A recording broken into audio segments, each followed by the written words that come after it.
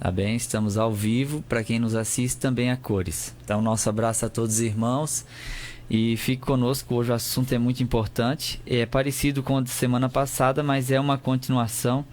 Hoje Cristo é a nossa reconciliação com Deus, né? Um assunto muito importantíssimo para solidificar a nossa fé. Então, Fabiana, é contigo, tua saudação. Amém. A paz do Senhor a todos os irmãos que estão ligadinhos conosco, através das ondas do rádio e das redes sociais. Muito obrigado por você estar conosco, por você compartilhar essa live que está acontecendo, essa transmissão, para que outros possam ter acesso. Estamos além dos canais oficiais, logo mais também. Se você quiser recordar algo também, você pode entrar no canal no YouTube, Elia Uller, e você vai ter lá a aula e algum ponto ou outro que você queira tirar alguma dúvida. Eu quero agradecer aos irmãos também que sempre nos escrevem nas redes sociais, comentam ali, né, debaixo do vídeo. A gente sempre está lendo, ouvindo, curtindo. Muito obrigado. Nós vamos dar início à nossa escola bíblica dominical. Estamos reunidos agora. A nossa lição do segundo trimestre de 2020. O título principal é A Igreja Eleita, redimidos pelo sangue de Cristo e selada com o Espírito Santo da promessa. Estamos estudando a carta aos Efésios. Nós vamos orar então para dar início à nossa escola bíblica dominical. Moeliel? Vamos orar então, queridos irmãos, e por todos aqueles que necessitam, que de repente não podem pedir, porque estamos aqui ao vivo, então a gente não consegue responder todas as mensagens. Algumas eu leio, uma ou outra só, mas é bem rapidinho. Mas você que não pediu oração a nós, mas você pode pedir para Deus. Nesse momento ele vai tocar no seu coração, vai restaurar a sua saúde, né? Vai abrir a porta do emprego. Deus é poderoso para fazer muito mais abundantemente do que pedimos ou pensamos, tá bem? Então ore conosco então. Pai, nós queremos entregar a Ti toda a nossa vida mais uma vez. É muito bom fazer essa entrega porque o Senhor cuida de nós. Sabemos que o mundo é perigoso, os dias são difíceis, mas nós pedimos Tua companhia para cada um. Aqueles que estão hospitalizados, que estão vivendo um momento de muita prova na questão saúde, doença, que o Senhor possa curá-los. Aqueles que perderam sua liberdade, estão aprisionados, que o Senhor possa dar a eles a liberdade que só Tu podes dar. Que eles possam se sentir livres em Ti e posteriormente a liberdade física. Abençoa, Senhor, aquelas pessoas de idade avançada que estão já há muitos dias em quarentena e que estão vivendo um momento difícil por não poder visitar e não ser visitados. Que o Senhor possa visitá-los com essa oração. Que este dia seja um dia de sentir a Tua doce presença. Que Tua companhia possa nos alegrar de novo, e de novo, e de novo. Nós apresentamos nossa aula para que o Senhor venha estar conosco, dirigindo, dando-nos a palavra certa para o coração certo. Que todos sejamos edificados até meio-dia, que todos saiamos daqui alimentados, que o Senhor possa tocar em nossos corações. Estende Tuas mãos enquanto nós falamos e cura aqueles que estão doentes. Tira, Senhor, toda a depressão, tira toda a opressão, toda a síndrome do pânico, tira tudo aquilo que não vem de Ti. Restaura esses casamentos, cura, Senhor, enfermidades. Nós pedimos em Teu nome, Pai. Nós Te agradecemos. Amém. E amém. O nosso título da lição de número 7, como já falou o irmão Eliel, 17 de maio de 2020. Cristo é a nossa reconciliação com Deus. Olha que coisa maravilhosa. Cristo é a nossa reconciliação com Deus. O nosso texto áureo da nossa lição, diz assim: porque Ele é a nossa paz, o qual de ambos os povos fez um, e derribando a parede da separação que estava no meio. Efésios 2:14. Porque Ele é a nossa paz. Porque Ele é a nossa paz, o qual de ambos os povos fez um, e derribando a parede da separação que estava no meio, Agora, essa paz que antes não tinha, né, irmão Eliel, por causa do pecado, por causa do erro e por causa da separação que havia entre o homem e Deus, que não poderia se chegar, porque agora havia uma condenação sobre si que era a morte, essa separação de Deus que vai trazer a morte. Agora, em Cristo, nós somos reconciliados. Não há mais uma acusação. Podemos se chegar a Ele. Não é isso? Hoje a gente lê nos livros de história e a gente já está acostumado a ouvir falar sobre o elo perdido. E às vezes nós não paramos para pensar sobre essa invencionice que o homem cria, né? De pegar lá um fóssil antigo e restaurá-lo com gesso e dizer que esse é o elo que faltava para comprovar que o homem descende de um ser inferior, né? E esse elo é essa ligação entre essa vida primata com o Homo sapiens que somos nós hoje, né? Homo sapiens, o homem sábio. E eles ficam tentando enjambrar e adaptar isso para que esse elo seja de fato uma ponte, né, entre essa vida primitiva e a vida atual, né, a vida física do homem. E não para pensar que há um elo mais importante para ser analisado, que é o elo entre o homem e Deus, porque o pecado quebrou essa ligação. Isso. E agora nós temos um elo que ele não está perdido, mas ele está bem perto e pode ser encontrado. Ele se dá a conhecer, ele se revela. E esse elo é Cristo, por isso que ele diz, eu sou o caminho. Então ele é a ligação.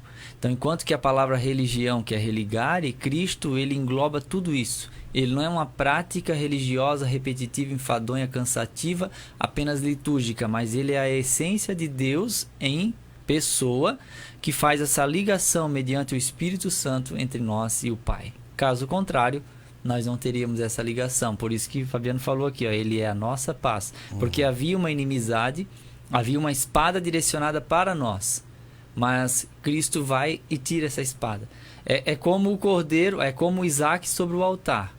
Quando Abraão ele levanta o cutelo, que era uma machadinha de pedra, quando ele vai imolar o filho, que ele vai matar o filho em sacrifício, então Deus disse, não faças tal, né? O anjo bradou, porque agora sei que temes a mim.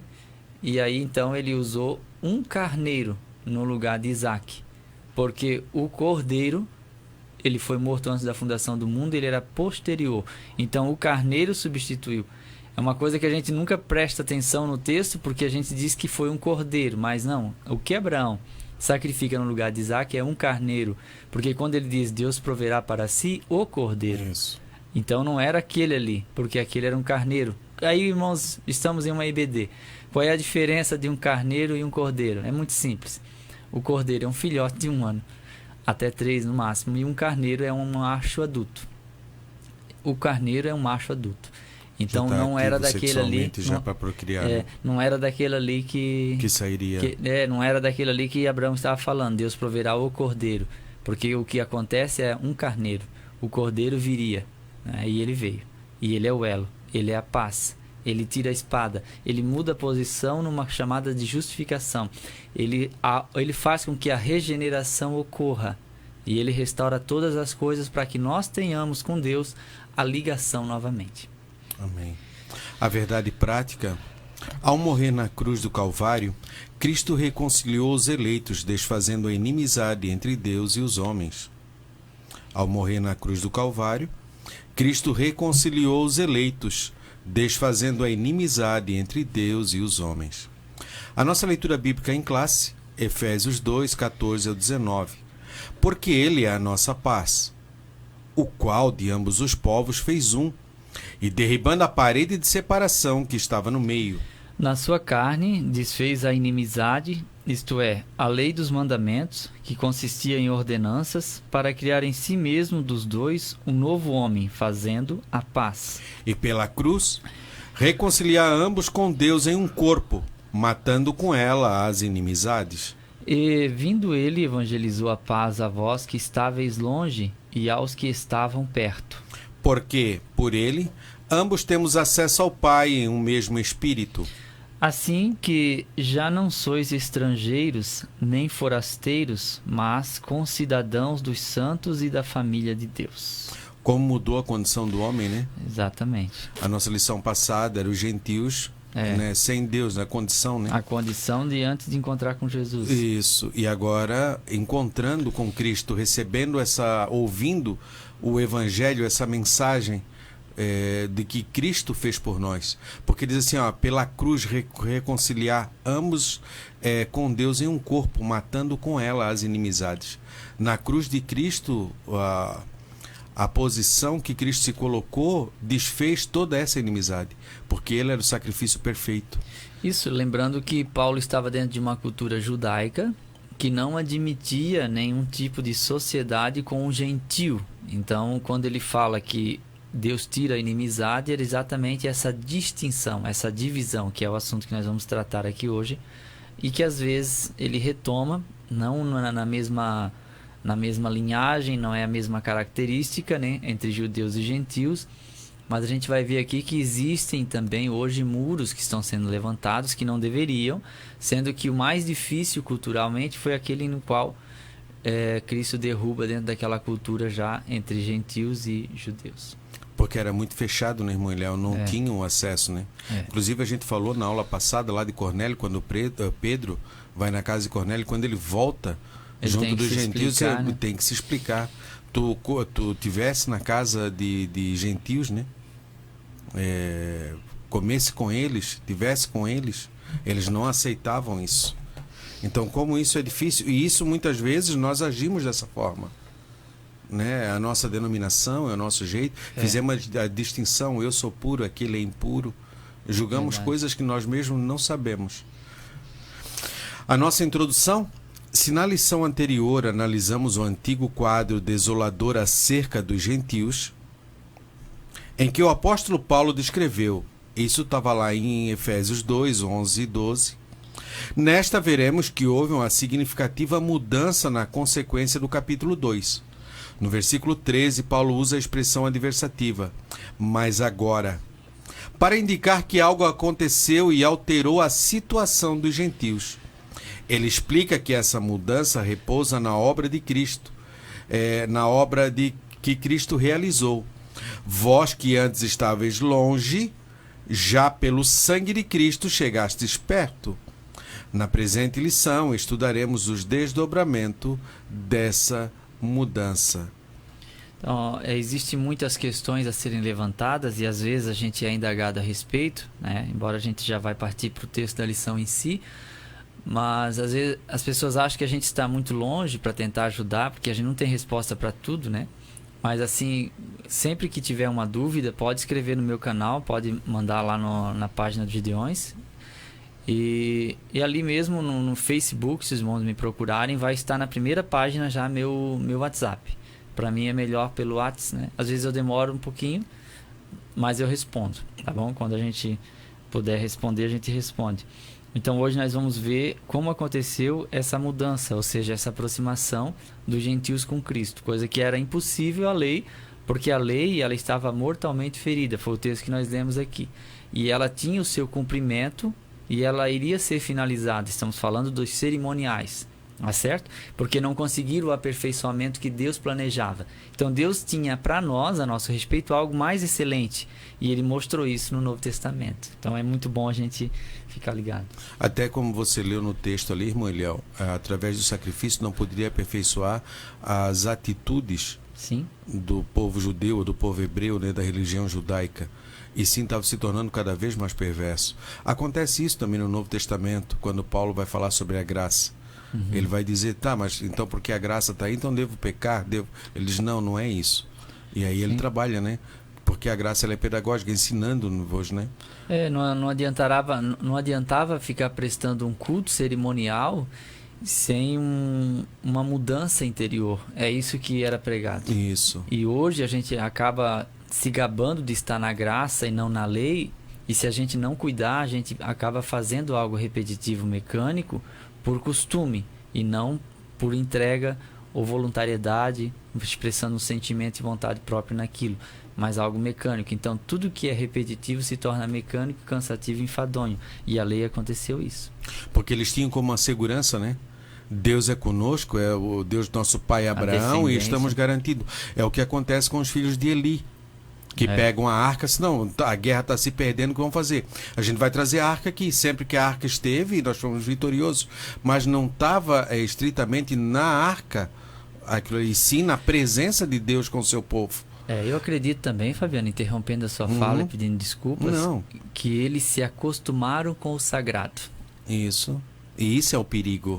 Claro, porque quando eu me acostumo com o sagrado, aquilo fica secularizado. E quando aquilo se torna secular, eu me acostumo. Então, tocar na arca ou carregar a arca vira um hábito, entende? E às vezes a gente vai ganhando, a gente vai tolerando isso. Então é importante a gente pensar. E acabando eles perdendo aquilo ali, perderam a guerra e virou morreram. amuleto, né? E isso virou um amuleto. E temos que cuidar nos dias de hoje, para não agir da mesma forma. O nosso primeiro tópico trabalha assim, ó. Cristo desfez a inimizade entre os homens. Isso é o que nós vamos ver nesse primeiro tópico. O exclusivismo religioso criou inimizade entre judeus e gentios. Neste ponto veremos o que Cristo fez para dar fim a esse litígio entre os homens. 2:14 e 15. A parede de separação entre os homens trata-se de uma analogia com as muralhas do Templo de Jerusalém. A estrutura da construção revela exclusivismo religioso do judaísmo. Entre o santuário e o átrio dos gentios havia um muro de pedra com a proibição de acesso aos estrangeiros. O extremismo judaico quanto a esse aspecto levou Paulo à prisão quando ele foi acusado de permitir um grego ultrapassar essa barreira. Vimos isso em Atos, está relatado em Atos 21, do 28 ao 30. Quando ele chega em Jerusalém, no final, ele diz assim, passa pelo cerimonial. Vê como era tão forte, que assim, passa pelo cerimonial para não criar atritos. Se vamos flexibilizar isso, passa pelo cerimonial. Cumprir uma própria tradição para evitar um choque, né? O ponto 2, que é bem parecido, Fabiano, eu vou ler, diz assim, a derrubada da parede da separação. O apóstolo declara que que em Cristo foi derrubada a parede de separação que estava no meio. Essa barreira era tanto literal como espiritual, mas por mérito da cruz de Cristo, a divisória foi rompida. Assim, não somos mais forasteiros, mas somos da família de Deus. Temos acesso à presença do Pai. E, pelo sangue de Cristo, temos livre entrada no santuário de Deus, né, conforme Hebreus 10 e 19. Então, havia o átrio nesse tempo, já que Herodes o Grande havia aumentado o templo de Jerusalém, já que o templo era relativamente pequeno, a estrutura do templo, como a gente chama a nave do templo, era pequeno, visto que o povo não entrava, quem entrava ali era só os sacerdotes e o sumo sacerdote. Então tinha o átrio do lado de fora, e no período do Novo Testamento, então Herodes, que ampliou o templo, criou o átrio dos gentios, e era uma ala especialmente para os gentios. Então havia um muro literal, um muro de pedra que foi construído para colocar uma distinção do lado judaico e do lado gentílico. E havia proibições escritas nesse muro com parapeitos para que os gentios não ultrapassassem. E eu estava lendo a arqueologia essa semana e foram encontradas ainda 2 inscrições. A arqueologia encontrou, e essas inscrições diziam que se ultrapassasse a pena era morte. E agora eles estavam tentando fazer com que Paulo fosse apedrejado, colocando na conta dele que Trófimo, que era um grego, havia sido transferido para a ala dos judeus pela própria destinação de Paulo, pela vontade de Paulo, mas na verdade foi só uma acusação. A gente não vê no texto que Paulo tenha feito isso. A gente vê que Paulo ele procurava seguir não totalmente os cerimoniais da lei, mas ele mantinha aquela reverência porque era a formação dele, ele tinha o respeito pelo templo. Vale lembrar que quando a gente lê no Novo Testamento, depois do Pentecostes, lá em Atos 3, Pedro e João subiam ao templo na hora da oração, quer dizer, eles continuavam usando o templo. Então, mas o templo tinha um sistema corrupto, mas Pedro e João subiam ao templo na hora da oração, para orar. Então, a gente vê como eles mantinham um respeito, né? Às vezes a pessoa muda de religião e perde o respeito pela religião anterior e ofende os parentes e amigos daquela religião na qual pertencia e que defendeu tanto. Isso é um problema e é desnecessário também, porque a maior pregação, irmãos, não é a minha ignorância ou menosprezo em relação ao outro ou à religião do outro, mas é a forma como eu represento Cristo em harmonia com Ele através do meu caráter e das minhas palavras. Não é que a gente tem que ser bonzinho para as pessoas nos amarem. Não precisa ser bonzinho, tem que ser como Cristo. Isso já é difícil. Para a gente não viver um cristianismo sem ele, né? Isso. Então é mais ou menos isso que acontece. Então quando Paulo diz que Deus derruba a separação, o muro de separação, ele estava usando como exemplo esse muro que tinha literalmente. Que não poderia. E que foi derrubado no ano 70 também, literalmente, porque o templo foi destruído. Isso. Entende? Então, o nosso conceito da lei e dos mandamentos. A compreensão desse conceito repousa na visão tripartida da lei mosaica. Nós temos a lei moral, nós temos a lei cerimonial e nós temos a lei civil, que na verdade são 3 esferas da mesma lei. A lei civil diz respeito ao israelita como cidadão. Na realidade é como o nosso Código Civil brasileiro, a relação entre as pessoas, entre os negócios, entre determinar quem tem capacidade de adquirir direitos, quem não tem, de assumir deveres. Essa é a lei civil. A lei moral pertence em vigor como padrão de conduta, mas não como meio de salvação. E aí tem a moral, aquilo que está dentro, que é o que são as amarras que não deixa você fazer, né? Isso de cada cultura pode mudar, às vezes o que é numa cultura certo e errado na outra não é tolerável, do que na outra não seja. E aí nós temos também a lei cerimonial, é citada como sendo a circuncisão, sacrifícios, comida e bebida, e dia de festas, lua nova e sábados. Colossenses 2, 11 e 16. Esses ritos identificavam a posição do povo judeu diante de Deus e demonstrava a hostilidade deles para com os gentios. Então nós temos 3 esferas aqui. Sim. Que na verdade o Talmud organizou essas leis e colocou todas dentro de um catálogo só. Que o Talmud é o conjunto das leis elaborada pelos fariseus, que colocou 248 mandamentos positivos e 365 negativos. Então os positivos é aquele que se você fizer e praticar, você vai viver mais, Deus vai abençoar e assim por diante. Os negativos são aqueles proibições sobre pena. Não, se você fizer isso, vai ser apedrejado, por exemplo. Um exemplo bem prático. Só que dentro desse âmbito total de regras e leis e estatutos, a gente vê as cerimoniais, as civis, e as morais. Então, como o Fabiano leu aqui, nós temos as leis cerimoniais, Colossenses 2,16, ó. Portanto, que ninguém julgue vocês por causa de comida, bebida, dia de festa, lua nova ou sábados, porque tudo isso tem sido sombra das coisas que haviam de vir, porque o corpo é de Cristo. Então, isso é cerimonial, certo? Isso é cerimonial. Então, esses cerimoniais, conforme nós lemos aqui em Hebreus 10, eles tinham apenas a sombra e não a imagem exata das coisas, porque o próprio texto vai dizer que nunca, pelos sacrifícios que se ofereciam continuamente, pôde aperfeiçoar os que se chegavam no culto. Então, essa é a cerimonial. E temos as leis civis. Por exemplo, eu sempre cito aqui sobre a pá que os israelitas carregavam para enterrar os seus excrementos na areia, que era uma lei civil temporária, que era estabelecida por Deus num ambiente desértico. Nós não vamos trazer para a atualidade e tentar adaptá-la, não dá. Então, a gente precisa, para criar uma doutrina, precisamos de pelo menos um texto no Antigo e 2 no Novo Testamento que confirme a criação de uma doutrina. E eu não posso simplesmente sair por aí dizendo, agora vamos pegar um texto lá do Antigo Testamento, Isaías 3, por exemplo, na questão do cativeiro. Em lugar de cinto haverá uma corda, em lugar de perfume mau cheiro, em lugar de sapatos altos, estarão de sandálias ou descalços. E dizer que é pecado usar salto alto, que é pecado usar cinto muito largo, que não pode usar perfume, por exemplo. Mas no mesmo contexto fala também do espelho. Aí o espelho não, o espelho pode, tá? Mas o salto alto daí não. O salto alto é do diabo, o espelho não.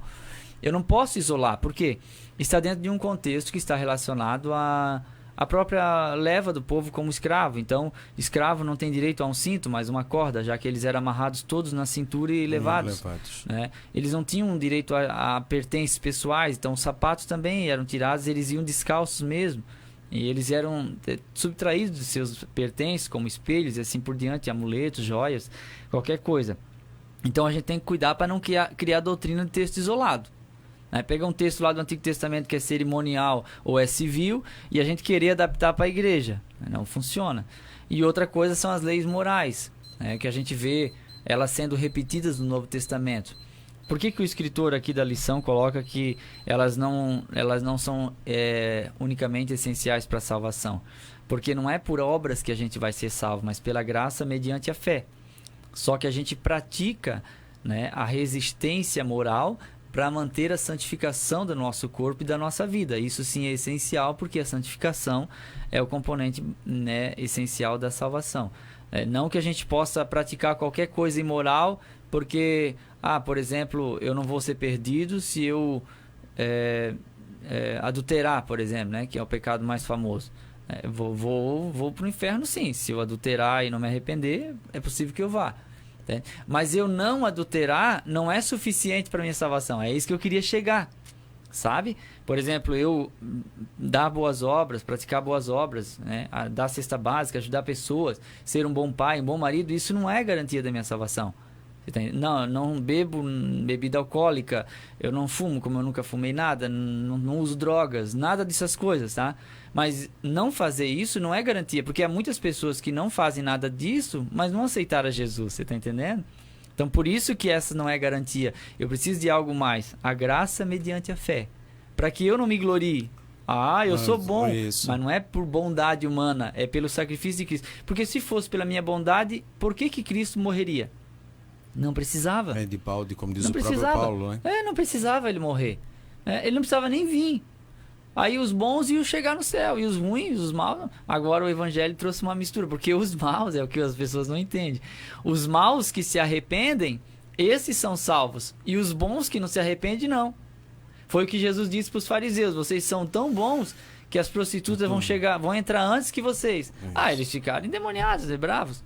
Mas como assim? É simples. Elas estão se arrependendo e vocês não. O orgulho não permite, né? O orgulho é a vaidade de achar que é algo que não é. Então civil, cerimonial e moral. 3 aspectos aí da lei para a gente resumir. A revogação da lei dos mandamentos. A eliminação das barreiras que dividiu judeus e gentios se deu pela revogação da lei dos mandamentos, que consistia em ordenanças. 2 e 15b. Essa revelação não contradiz o que Jesus disse: não vim para revogar, mas para cumprir a lei. Mateus 5,17. Visto que, ao entregar o seu corpo para ser crucificado, Cristo cumpriu a lei, oferecendo-se como sacrifício em favor de ambos os povos. Hebreus 7,27. Desse modo, a revogação aqui aludida é a lei cerimonial, que resultava em separação entre judeus e gentios. O ato de Cristo, oferecido a Deus em cheiro suave, aboliu a necessidade dessas ordenanças ritualísticas e assim a inimizade foi desfeita. O que precisamos ver aqui, porque mesmo o animal sendo puro e ele tendo a vida, porque ele estava vivo antes de ser sacrificado, ele não tinha a vida. Ele tinha a vida, mas ele não era a vida.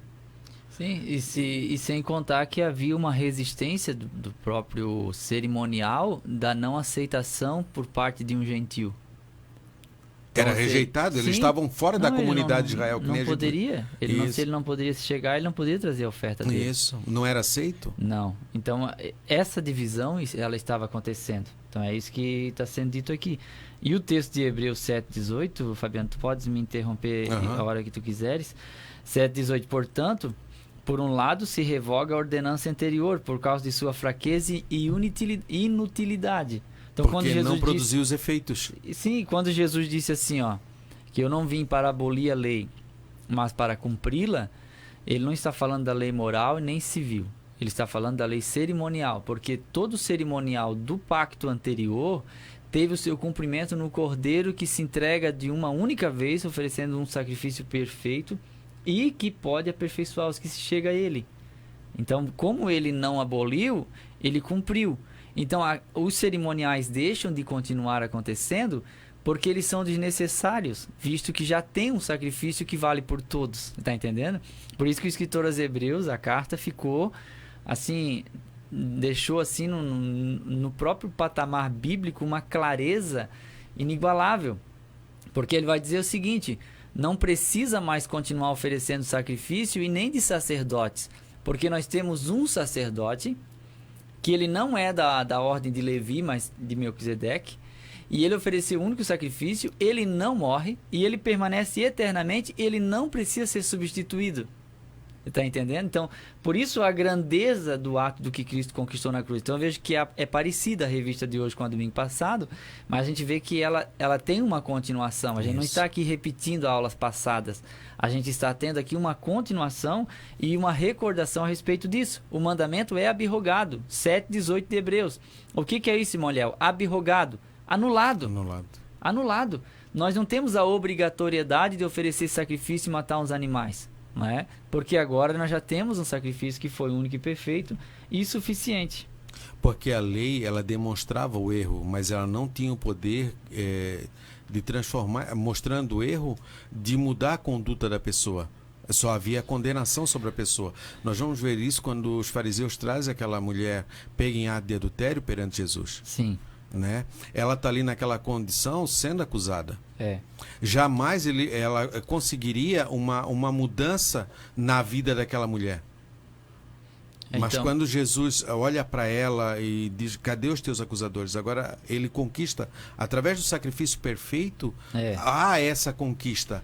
A acusação, aquilo que promove a inimizade, agora não. Traz uma reconciliação. E agora a pessoa acaba mudando o seu comportamento. Nós vemos isso com Zaqueu e com todos os outros por onde Jesus passou. Na nossa vida. Quando a gente vê o farisaísmo, Jesus repreende os fariseus dizendo assim: vocês ficam na porta do reino dos céus, vocês não entram e não deixam os que vão entrando entrar.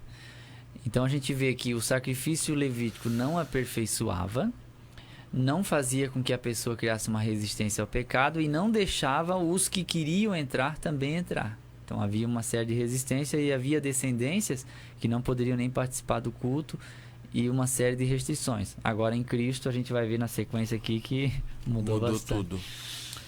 O nosso segundo tópico: pela paz, Cristo fez um novo homem.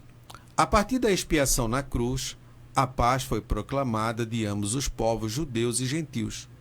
Cristo fez uma nova humanidade. 2:14-17. O conceito bíblico de paz. De forma geral, a paz é descrita de boas relações. Atos 24, 2 e 3. Do fim de um conflito. Lucas 14:31. Do estado de tranquilidade. 1 Reis 4 e 24. E de uma qualidade espiritual. Gálatas 5 e 22. Na passagem a preço, o apóstolo ressalta que a paz conferida por meio de Cristo, sua morte na cruz, desfez a nossa inimizade com Deus e com os homens, tornando possível a reconciliação entre ambos e promovendo assim a paz. Colossenses 1 e 20. Então não é ausência de conflito, né, Fabiano? Queres encontrar um texto? Enquanto eu falo aqui, a paz, no conceito bíblico, não é uma ausência de conflito.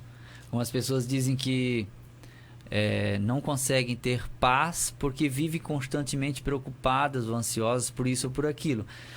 A gente não consegue viver sem se preocupar. O que Jesus fala é que a gente não deve andar ansioso. E estar ansioso é diferente. Porque estar é algo momentâneo. E andar indica algo contínuo. Então a gente vai passar por períodos de ansiedade, preocupações. Crente também perde sono, né? Crente também tem dificuldade de conciliar o sono, tem dificuldade de se concentrar devido às preocupações. Isso é natural. Feliz daquele que consegue orar e entregar tudo nas mãos de Deus e descansar, sabe? Eu tenho essa dificuldade. Eu aqui terráqueo, eu oro e levanto às vezes preocupado com aquilo que eu acabei de pedir para Deus cuidar. Mas isso é só eu, os irmãos que estão me ouvindo devem ser o tipo de anjo, então não vão ter esse problema. Mas a paz, ela é uma sensação de bem-estar no meio do conflito. É como aquela ilustração conhecidíssima do quadro da paz, que alguém pediu que fosse feito um quadro que ilustrasse a paz. Então as pessoas desenhavam lagos com águas paradisíacas, com grama verde, com tudo no seu devido lugar. E alguém foi lá e desenhou um ninho de uma ave na ponta de um galho ao lado de uma corredeira, numa queda de uma cachoeira. Ou seja, bem próximo àquilo que o ameaça, ele está tranquilo, morando, criando a sua prole e alimentando seus filhotes. Então isso é paz. É viver nesse mundo conturbado com a sensação de que Deus está cuidando de tudo. Por causa da segurança. Sim. O grande problema do ser humano é a insegurança. Isso é que nos traz a ansiedade, a angústia. A insegurança traz isso. Quando Caim se rebela e sai quando Deus chama ele segue o caminho dele, e toma as rédeas do seu destino, vamos dizer assim, ele quer por si mesmo, isso traz uma insegurança, porque o ser humano por si mesmo, o que ele sabe? Somos como uma criança, um adolescente que acha que sabe tudo, mas na vida real, quando vai ver um adulto, olha-se, coitado, ele vai crescer. E ele vai ver que não é assim como ele pensa as coisas, né? Então, a segurança nos traz isso. E lá em Romanos diz, né, que o Espírito testifica com o nosso Espírito que somos filhos de Deus. Jesus também disse, né, deixe-vos a minha paz, né, que acho que vai ter uma citação aqui mais à frente. É o texto seguinte. Cristo é o motivo da nossa paz. Paulo declara que Cristo é a nossa paz. 2:14b. Essa expressão aponta para uma conotação mais profunda, pois Cristo não é apenas o autor da paz, mas literalmente a nossa paz. Isso implica o conceito de comunhão espiritual, ou seja, Cristo habita em nós, sendo Ele mesmo a nossa paz. João 14, 23 e 27. Desse modo, em paz repousa na igreja. Desse modo, essa paz repousa na igreja entre o crente e Deus, e entre os judeus e gentios, agora o único povo em Cristo Jesus. 2:14b. Quando a gente vê a história, eu gosto muito de ver a história dos reformadores e dos homens, o qual entregaram sua vida a Cristo. E quando você vê o que escreveu aquela música, Amazing Grace, lá, Maravilhosa Graça, que era um mercador de escravo e que não tinha paz, não tinha segurança, e quando ele conhece o verdadeiro Cristo, o Evangelho, há uma mudança de vida, porque ele dava sequência na violência. E quando a gente conhece Cristo, isso tem que parar. Assim como parou em Cristo na cruz, tem que parar em nós também. O 14:26, mas o Consolador, o Espírito Santo que o Pai enviará em meu nome, esse ensinará a vocês todas as coisas e fará com que se lembre de tudo o que eu lhes disse. Então essa paz que Jesus deixa, ela excede todo entendimento, toda experiência, tudo que você tem como amuleto de fé ou como um galho salva-vida que você se agarra para viver. Ela ultrapassa tudo isso.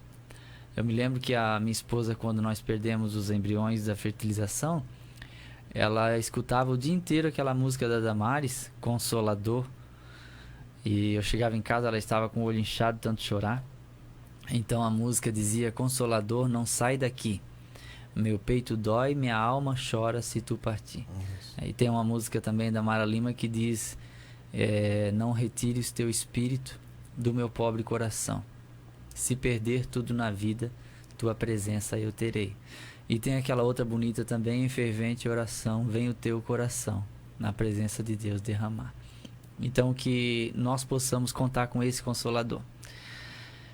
Ele é o Consolador de todas as horas. É para Ele que nos viramos. E é nele que nos agarramos. Então, na situação de perda que talvez você enfrente, Consolador, não sai daqui.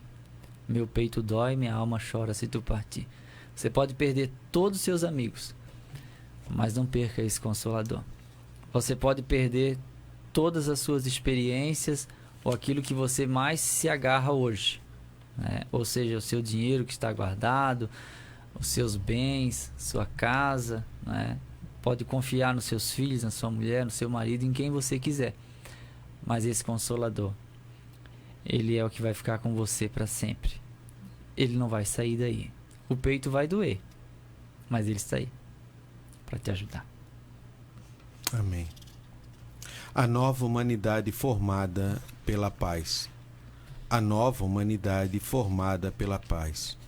Cristo uniu os povos que outrora se hostilizavam para criar em si mesmo dos dois um novo homem, fazendo a paz. Essa unidade não foi o resultado de algum acordo firmado entre os homens.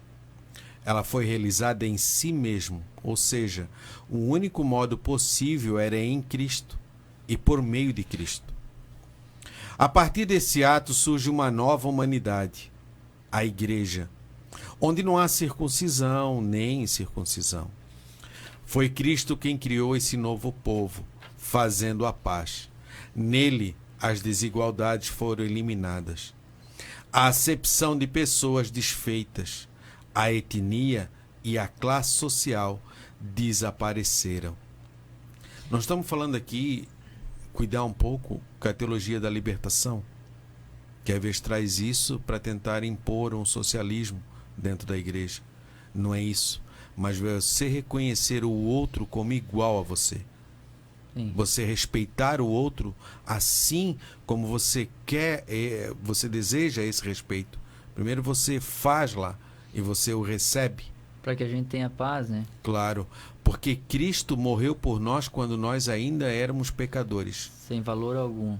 E você amar alguém que é seu inimigo só mesmo nascendo de novo. Só mesmo sendo uma nova criatura.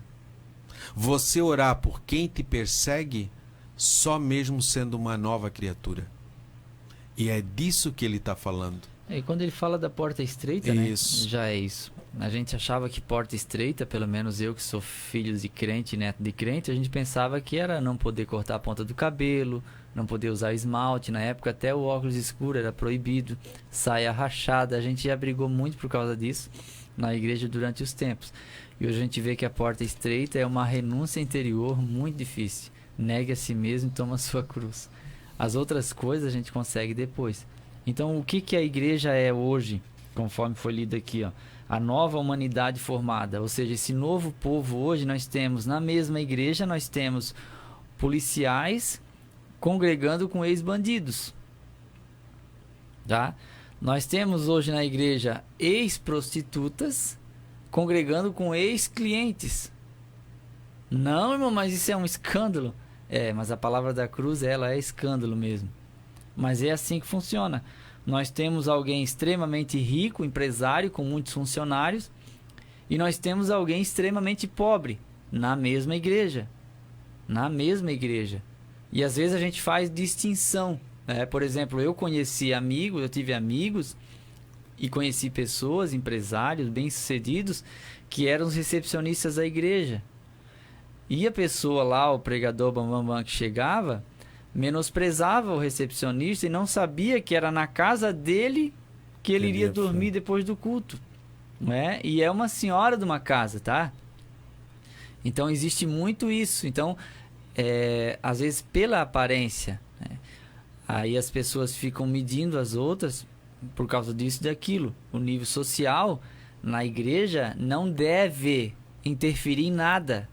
Se você é um pastor, você não deve paparicar os ricos empresários da sua igreja e deixar os pobres sem atenção.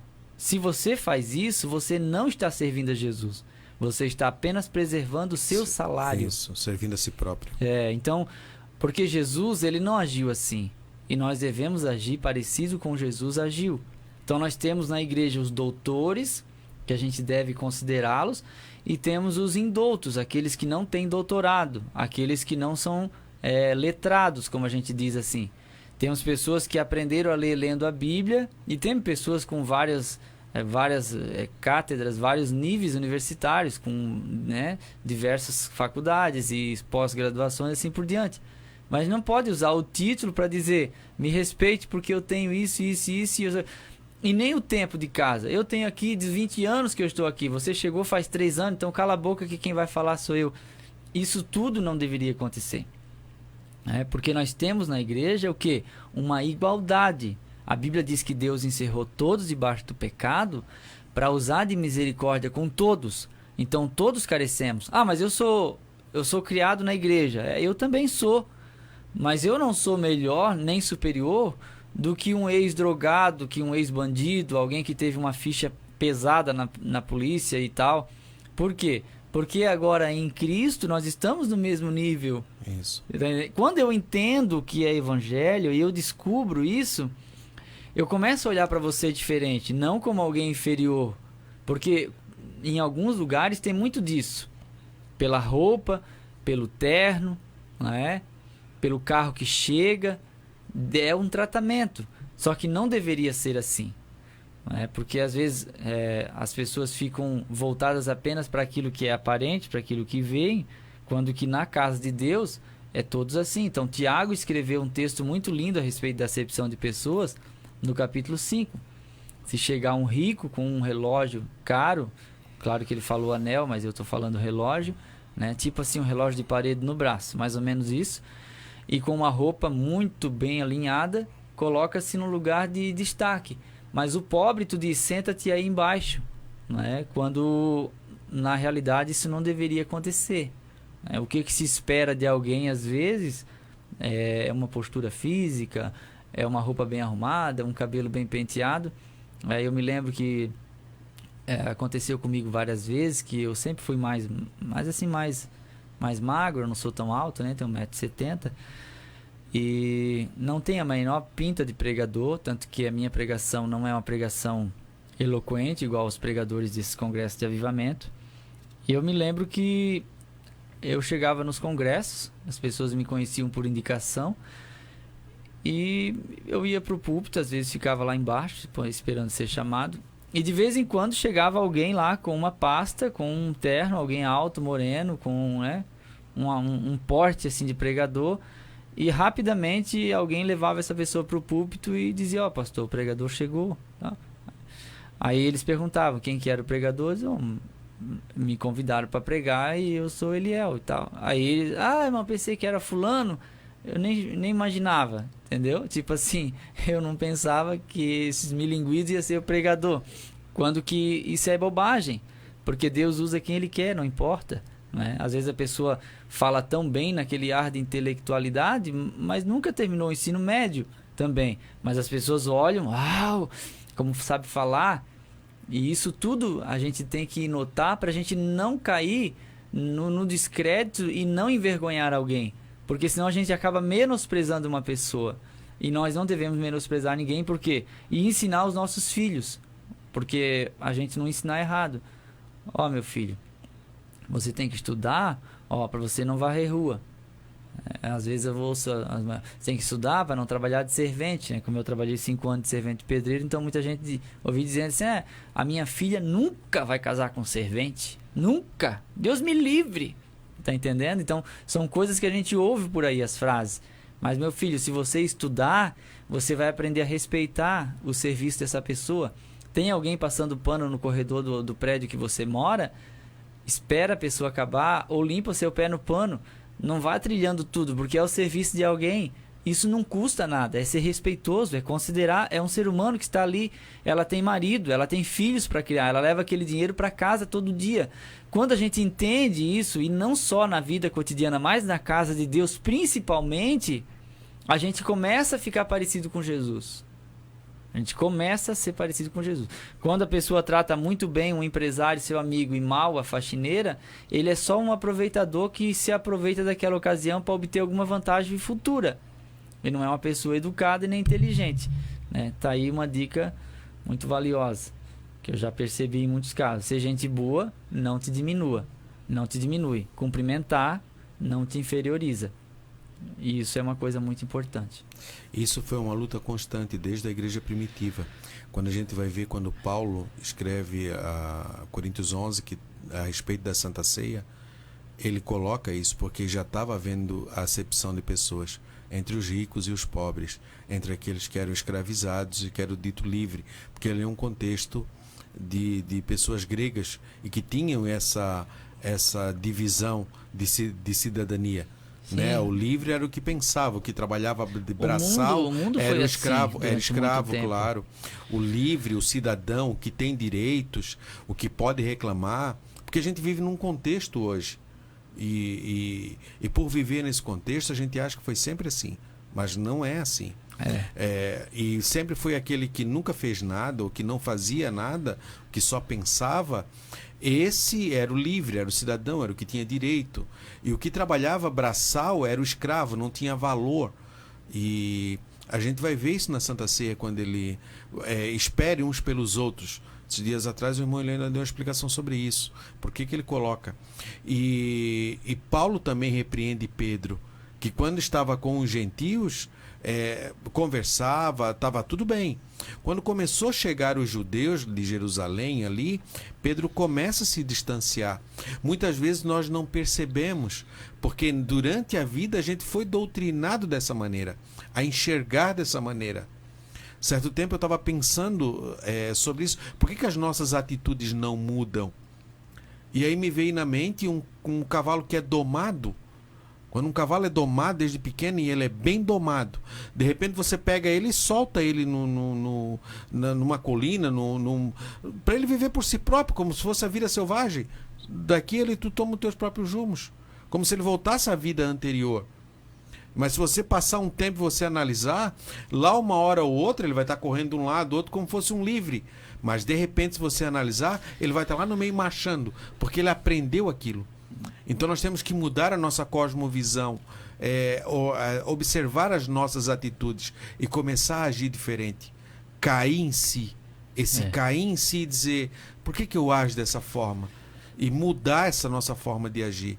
Como eu cumprimento os outros, como eu vejo o meu irmão, como eu olho o outro, né? Isso é que tem que mudar. Pode falar. Uma coisa que eu estava meditando também, que isso não é uma apologia à ignorância. Sim. Mas um reconhecimento de que algumas pessoas não tiveram a mesma oportunidade. Eu já vi pessoas que tiveram a oportunidade de se destacar e na época gravar CD e cantar muito bem, e que debochavam das pessoas que cantavam mal e que gravavam aquele CD digital na época, que não tinham aquele acompanhamento mais sofisticado. E por fim a gente sabia que aquela pessoa só teve uma oportunidade e por isso se tornou melhor, senão ela estaria no mesmo nível das outras. Então não menospreze, não é uma apologia à ignorância, mas que cada pessoa consegue viver bem fazendo aquilo que ama fazer. Então não importa se sua filha vai casar com um homem rico ou pobre, ele tem que ser trabalhador. Se ele for trabalhador, os dois juntos conseguem. E se ele é rico hoje e preguiçoso, é possível que ele morra pobre. Você está entendendo? Então é importante a gente pensar nisso. Por exemplo, eu me sinto feliz colocando porcelanatos e azulejo. Eu gosto. Eu poderia dar aula em um colégio? Eu poderia. Mas entre dar aula em um colégio e colocar piso, eu prefiro colocar piso. Você está entendendo? Porque eu sei dar aula, eu gosto de dar aulas, mas eu prefiro colocar piso do que dar aula de segunda a sexta. Você está entendendo? Ah, mas é porque está aí porque não tem outra opção. Eu gosto de fazer. Então a pessoa encontrou o seu prazer. E quando ela decidiu fazer, tem pessoas que amam limpar uma casa e saber que ela está limpa. Aquele cheiro de casa limpa, as coisas organizadas, tudo em ordem. E alguém chegar e dizer que casa limpa. Aquilo ali é o prazer da vida. Então cada um de nós funciona numa função. E não significa que aquela função é inferior. É nós que colocamos isso na cabeça. Porque dá mais dinheiro ou menos dinheiro.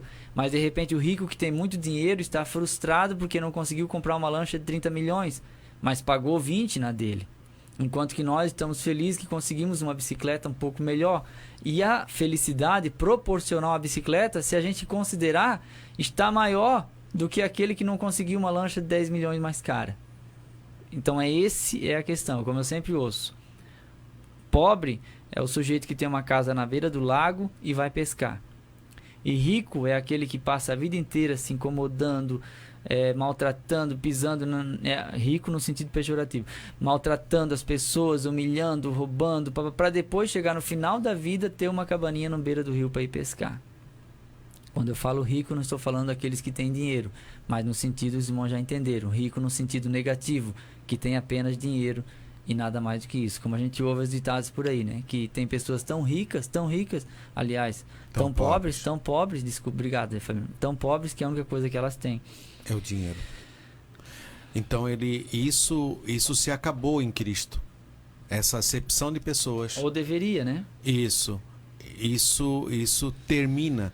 Mas aquele que realmente está ligado na videira verdadeira, Porque se você tem aquele broto, você recebe a seiva. O irmão Eliel conhece mais disso, né? Mas quando faz esse enxerto, isso é que precisamos ver. Estamos permitindo essa seiva que vem do tronco principal passar por nós, que somos esse galho que foi enxertado, para que possa se desenvolver e produzir o fruto?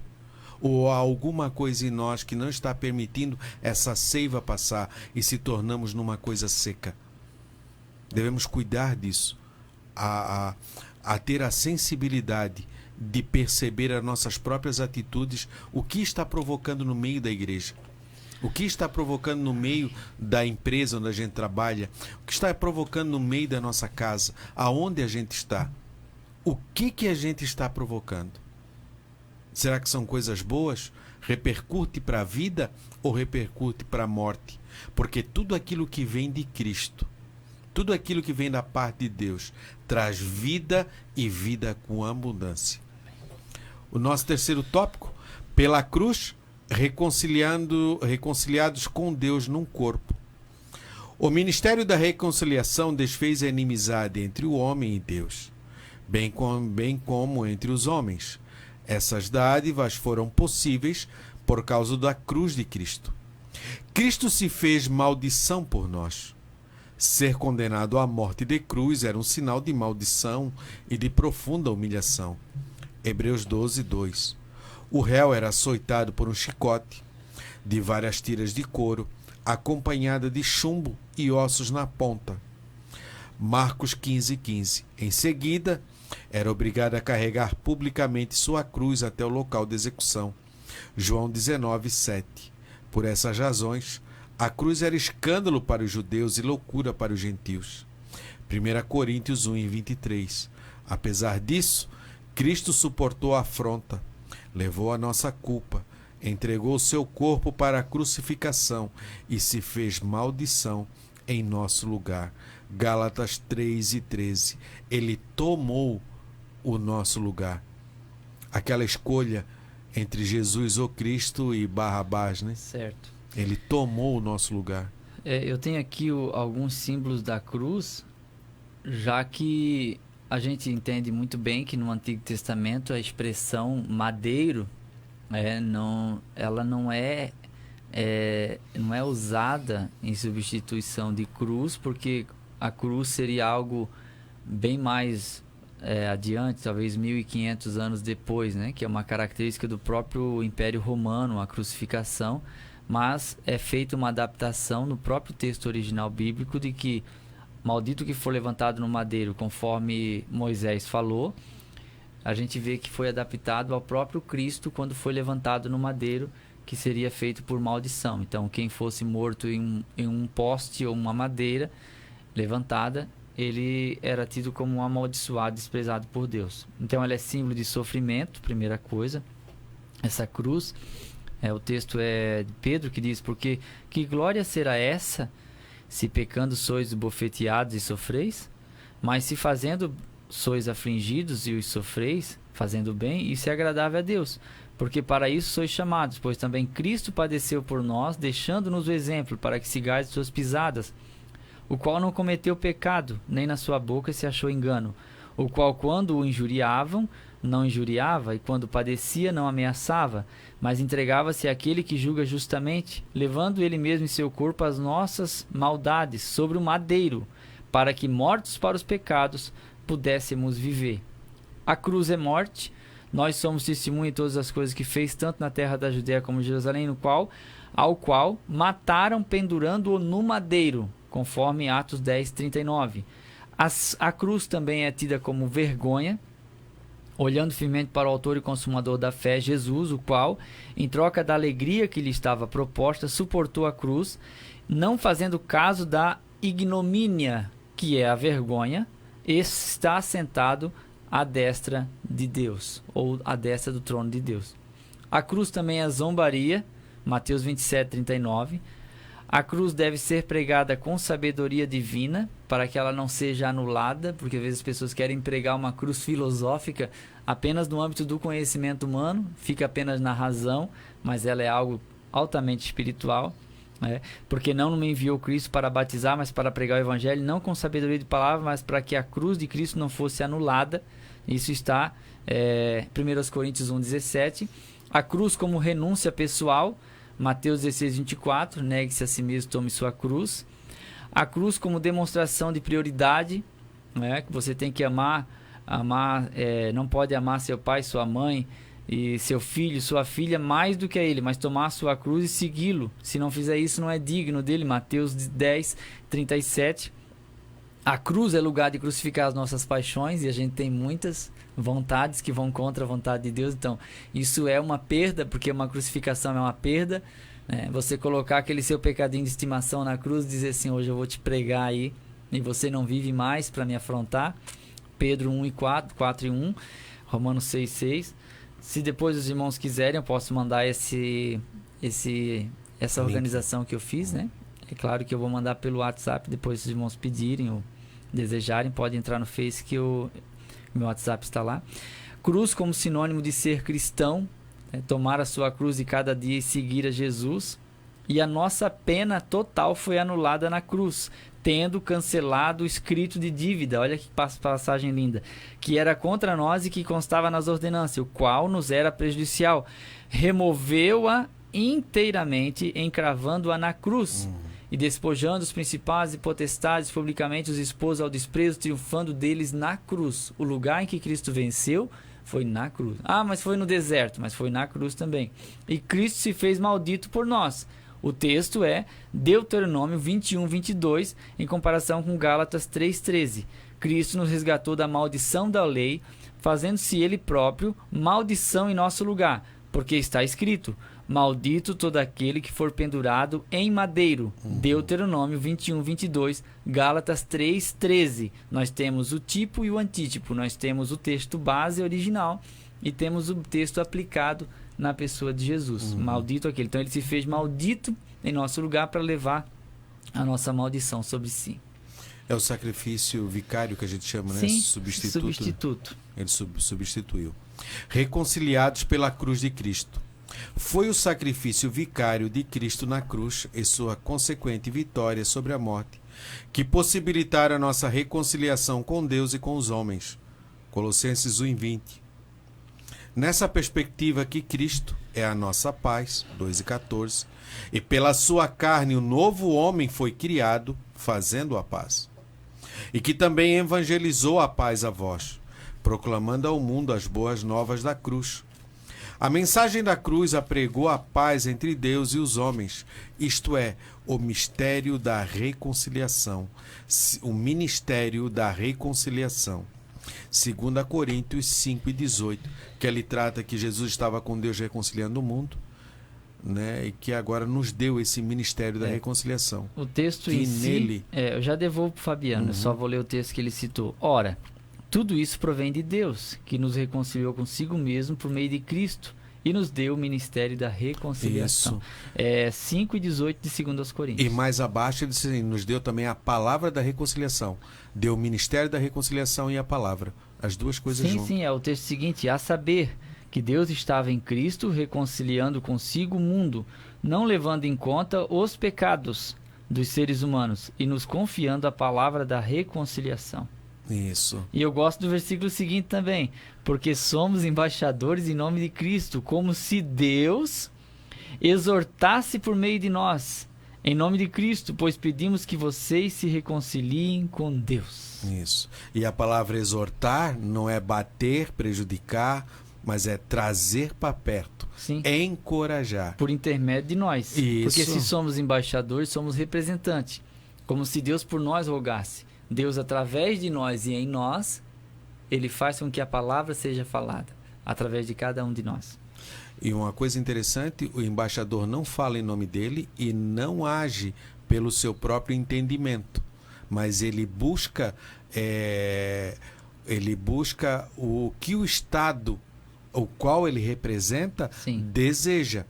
Os interesses do qual Estado. Isso, e não são os interesses dele. Ele é só um representante. Ele é só um representante. E ele age e se movimenta conforme o Estado lhe dá as orientações. Não pode ficar mudando Constituição, leis, etc. E né? fazendo coisas ao seu bel prazer, e fazendo acordos e tudo mais. Por isso que Paulo disse, ninguém pode pôr outro fundamento além do que já está posto. Eu não posso inventar uma nova doutrina. E você também seja esperto e não aceita uma doutrina louca. Porque você tem a Bíblia, tem o conhecimento da palavra. Então não se deixe levar. Por isso a escola bíblica dominical é um fundamento. Tem gente que não tem paciência para ouvir o ensino, prefere uma pregação eloquente. Mas o ensino ele solidifica. Ele cria um fundamento estável. E quando alguém aparece, isso aqui é ungido. Isso aqui, se tu fizer isso, Deus vai te aceitar. E mais aquilo ali, você já vai dizer, não, calma aí, vamos pro texto base. Não, mas porque tem gente muito esperta. Não é? E a gente, com a palavra de Deus, a gente não é enganado. Então é importante a gente perceber. Às vezes a gente ouve profecias até com datas, né? As pessoas ficam me empurrando. Gente, por favor, não sei por que acontece comigo isso. Não me venham falar de profecia com data para o fim dos tempos e do mundo. Você pode até citar, mas não venha tentar me convencer, porque eu não me convenço disso. Tá entendendo? Eu não sei porque que eu sou tô premiado assim, que de vez em quando vem alguém aí, eu sou obrigado a rir e eles ficam dizendo que eu sou ateu. Não é que eu sou ateu. Olha só, a pessoa vai me dizer que o mundo vai ficar 3 dias em plena escuridão e vai dar uma data. Eu nem quis saber quem falou. Eu nem quis que... eu vou te passar o vídeo. Não passa, porque eu não quero ver bobagem. Eu tenho mais o que fazer. Aí a pessoa vem me convencer, diz, não, por favor. Mas esse Covid-19 é a iminência do arrebatamento. Jesus vem até o final do ano. Eu não sei, entende? O que a gente sabe é que tem muito espertinho por aí usando esses meios para chamar atenção e dar ibope, não é? Eu estou falando apenas da profecia, não estou falando aqui do amigo meu que conversou comigo ontem, que falou a respeito dos sinais, né, que ele ouviu alguém na internet pregando que Jesus não vai demorar mais que 15 anos para voltar, porque a situação econômica do mundo está instável e assim por diante. Aí eu pude ali dar o meu parecer. Eu não sei se Jesus vem até 15 anos, eu não sei se daqui a um ano nós vamos lembrar dessa pandemia como algo do passado e vai aparecer outros vírus e depois outros. Não sei, Jesus, se quiser, ele pode vir agora ou ele pode vir daqui 100 anos. Eu não sei, entendeu? E eu pude explicar isso para ele, ele entendeu. E aquelas pessoas que ficam falando no Face, tentando falar assim de uma forma sensacionalista para criar um certo pavor e um pânico. Gente, nós já temos gente apavorada que chega. Já. Você não precisa fazer live para deixar o povo mais apavorado usando o texto do Apocalipse. Para com isso, você vai deixar o povo mais doido ainda. Já tem gente doida em tantos lugares por causa dessa pandemia e você vai criar um alarmismo muito maior. Jesus não disse que é para a gente ficar apavorado com os sinais do tempo. Ele disse que era para a gente olhar e notar. Ele não disse que vocês têm que ficar desesperado, apavorado. Não fica apavorado, não. Não fique desesperado por aí. Mas viva com Deus cada dia. O que há de ser, será. Se vai haver um arrebatamento, esteja preparado. Não é para ter medo. Paulo disse em Tessalonicenses, depois que ele falou do arrebatamento, consolai-vos uns aos outros. É para consolar. Não é para apavorar. Não fica fazendo live apavorando, não. Os apavoradores de plantão. Nós já temos gente que chega fazendo isso. Pregue a paz. Pregue santificação, pregue novidade de vida, pregue esperança, pregue o preparo espiritual de cada um e não o desespero mediante sonho, visagem, profetagem, revelamento e assim por diante, etc e tal. Eu já estou cheio dessas coisas. Isso sempre foi uma busca do ser humano, né? Porque quando Jesus passa os 40 dias ali da ressurreição, quando ele chega antes da ascensão, os discípulos se reúnem ali. Ele diz assim, aqueles que se haviam reunido perguntaram-lhe, dizendo, Senhor, restaurarás tu neste tempo a Israel? E disse-lhe, não vos pertence saber os tempos ou as estações que o Pai estabeleceu pelo seu próprio poder. Jesus pega e corta aqui, como a gente diz aqui, nossa, já deu uma facãozada debaixo da toiça. Sim. Já, né? Já arrancou por baixo já, né? Mas ele muda agora a sua forma, ele vai mudar a conversa, ele vai trocar a conversa, vamos dizer assim. Mas ele coloca assim, mas recebereis a virtude do Espírito Santo, que há de vir sobre vós, e ser-me-eis testemunha tanto em Jerusalém, como em toda a Judéia, Samaria, até os confins da terra. Então o ofício que ele deu, aquilo que ele deu, é anunciar o evangelho. É. Essa mensagem da paz. Essa é a nossa obrigação. Ele disse, ó, esse é o trabalho que eu lhes deixo. Esse é o ministério que eu estou deixando com vocês. Esse é o serviço.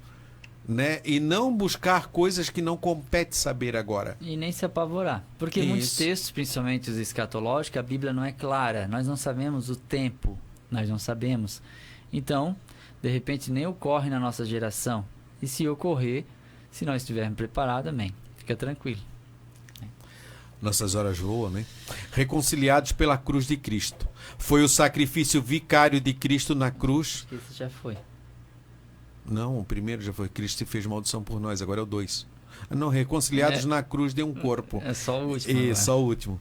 O apóstolo Paulo reforça que o propósito de Cristo foi o de reconciliar ambos, judeus e gentios, com Deus em um corpo. A ênfase recai sobre a inimizade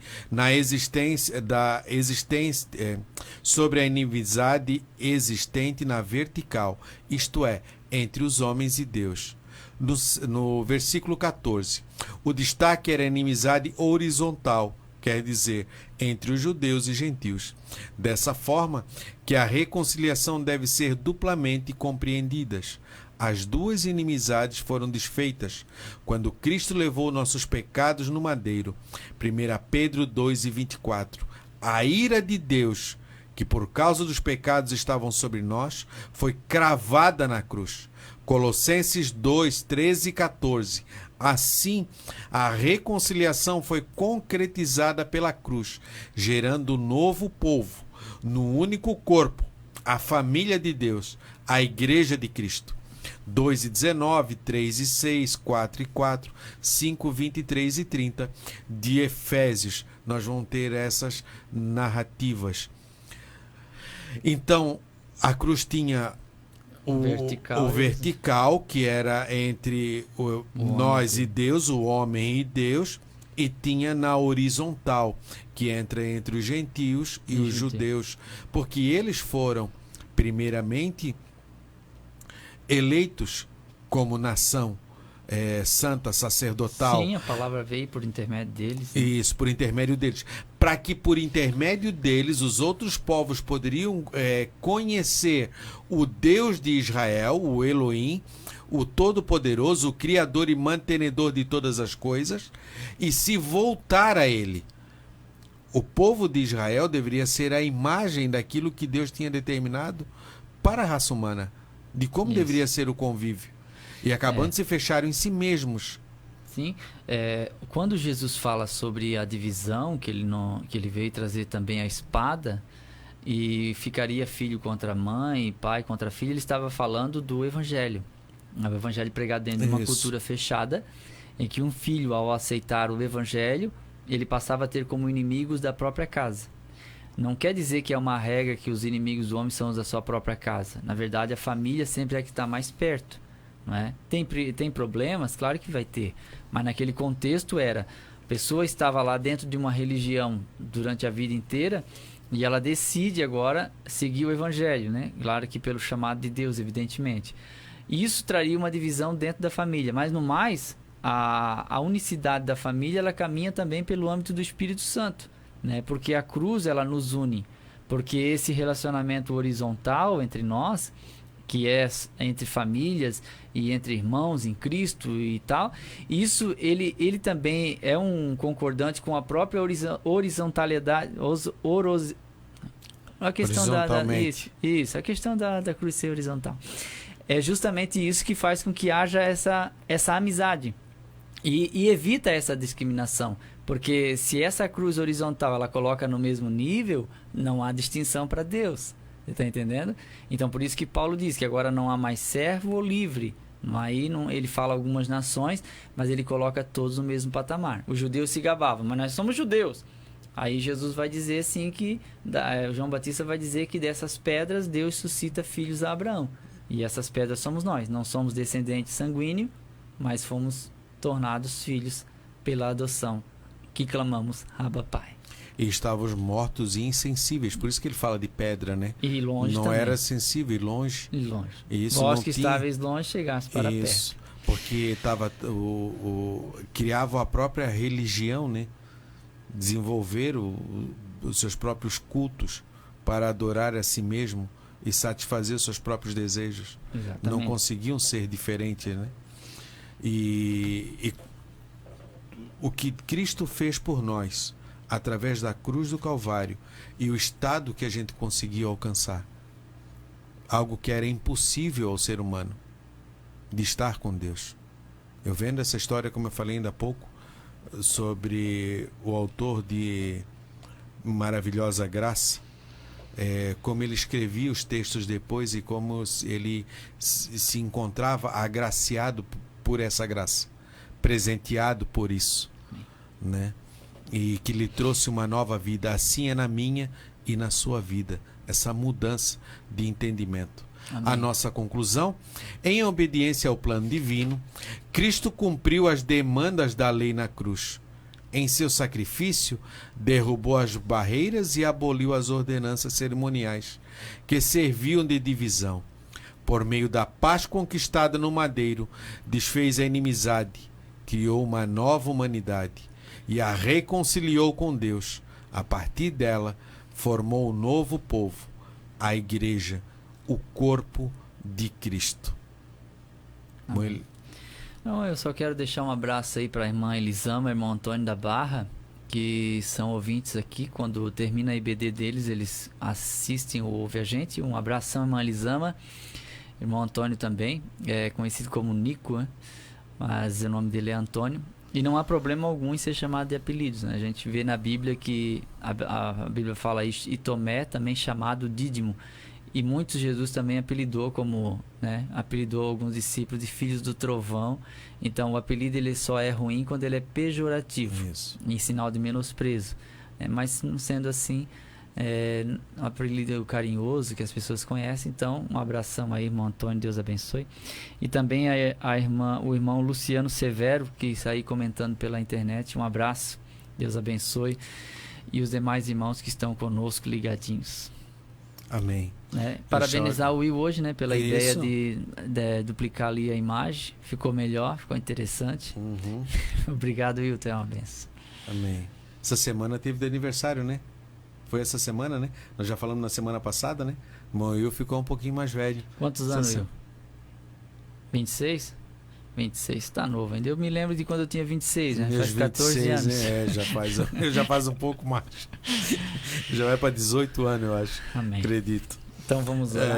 Isso. Muito obrigado a todos os irmãos que estiveram conosco no dia de hoje. Você que compartilhou pelas redes sociais, você que nos ouviu pelo rádio, você de perto, você de longe, nossos irmãos de Camboriú. Amém. Lembrando que hoje nós se reunimos como templo, porque somos a igreja, né? E nós se reunimos nos templos para adorar e louvar esse Deus maravilhoso que deu o seu único filho para que todo aquele que nele crê não pereça, mas que tenha a vida eterna. Vamos orar com o irmão Eliel então para terminar essa aula. Deus, obrigado, Pai, por dar-nos essa oportunidade tão rica, de momento de tanta edificação, que nós podemos aqui juntos compartilhar com os nossos irmãos, alunos, ouvintes, que tudo possa ser guardado dentro da nossa caixinha de boas lembranças, que o Senhor possa trazer edificação em todos os lares e casas, que domingo que vem, se o Senhor permitir, estejamos aqui para mais uma aula. Abençoa-nos na continuação do dia e que o Senhor dê uma ótima semana a todos os nossos queridos e amados ouvintes e irmãos, que o Senhor abençoe todos os seus suprimentos, que o Senhor abençoe a lavoura, o trabalho, que o Senhor possa prosperar, abrir porta de emprego e abençoar todos de uma forma rica e especial. Em nome do Pai, do Filho e do doce e querido Espírito Santo. Amém. Vinde estudar com os professores que muito nos quer bem. Acabamos de apresentar Escola Dominical. Escola Dominical. Orientação Didática, Departamento de Ensino da Escola Bíblica Dominical de Camboriú, Santa Catarina. Até a nossa próxima escola, se Deus assim nos permitir. Escola Dominical. Povo de Deus.